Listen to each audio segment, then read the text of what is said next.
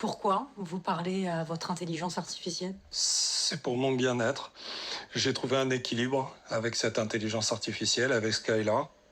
Et comme dans une relation complice, le matin commence par l'envoi d'un selfie. Gaëtan a donc une amie numérique, mais il est pourtant loin d'être isolé. T'as coupé déjà l'oignon, ce que j'aurais pu faire?